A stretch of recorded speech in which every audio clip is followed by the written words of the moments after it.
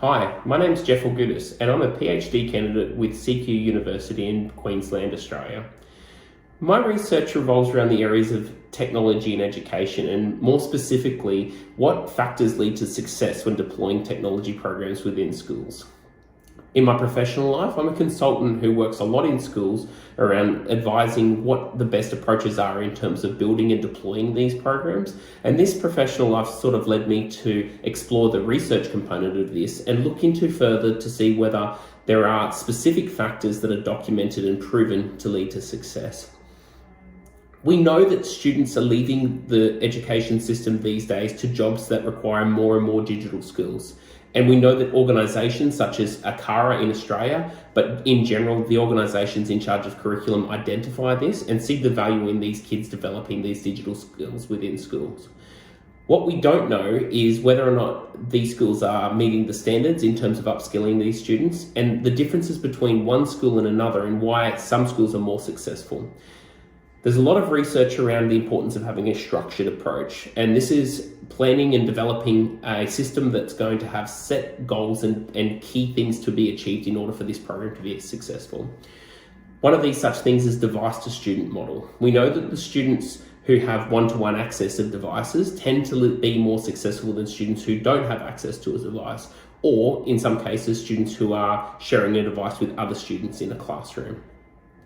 We also know that factors like professional learning, upskilling for teachers are really critical. And this isn't just for the area of technology, but there's a lot of data out there that supports the fact that teachers who participate in professional learning tend to be able to guide the classes better in those areas of study.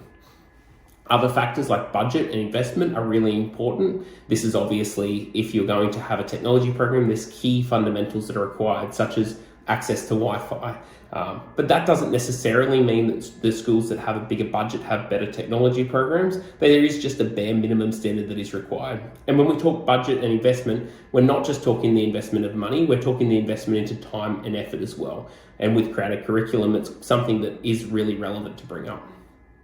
The quality of humans that are running these programs is critical, and that's buy-in from leadership, that's teachers in the classroom, that's planning, and of course, touching back on budget, the business team, to make sure that these ideas can get over the line and are supported. Now, we know the research points to teachers with a background in the area they're teaching tend to be more successful at getting that point across. And again, it really reinforces the fact of having the skills developed within that education environment and trained and taught so that they can then go on to teach those students. So I guess the question comes down to, what does a better technology program look like? Now, we know those key factors are critical, and there's a lot of research that justifies that, but a technology program has soft factors as well. So when we start looking at the factors that make it successful, things like the vision, the key vision of what that program is going to look like. And then on the outside of that, we have things like team and culture and community. So the team, we come back to the quality of the humans. We have a leadership team that's bought in. We have classroom teachers that are given the time to invest in this and take the attention that is needed to learn and upskill themselves in order to teach that class. Culture, we need to make sure that technology isn't a negative in the environment. We need to make sure it's embraced, and that comes into the community as well. When we're sharing these things with external stakeholders like parents, the experiences that they see are really critical. It's not just what's happening in the classroom, it's what we're sharing to them through mediums, even things like Facebook, where people externally can look on and see the good work. And on the far outside, we come back to those core factors we've already explored: professional learning, student device ratios, financial investment, and student leadership in the classroom.